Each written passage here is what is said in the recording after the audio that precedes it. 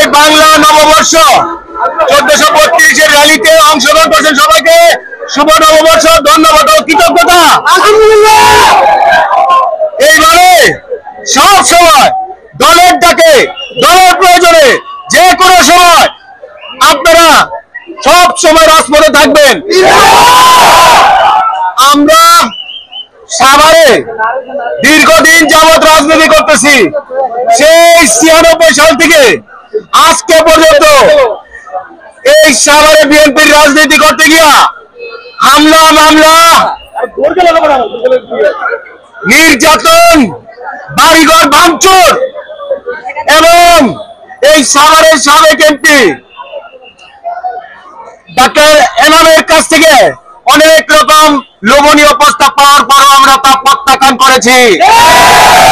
প্রত্যাখ্যান করেছি বলে 10-15 বছর আমাদের বাড়িতে থাকতে দেয় নাই। বন্ধুরা, আমি 3 নম্বর ওয়ার্ডের রানিং কাউন্সিলর, ঢাকা জেলা বিএনপির, ঢাকা জেলা যুব দলের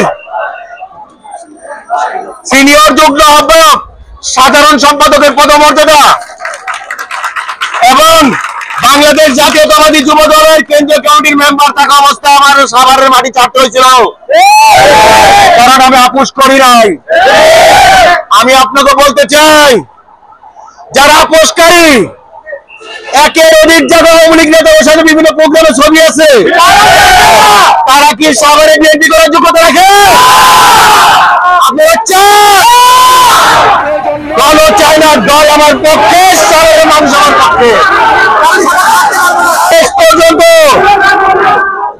আপনারা ধৈর্য সহকারে সংযমের সাথে পরিস্থিতি মোকাবেলা করবেন।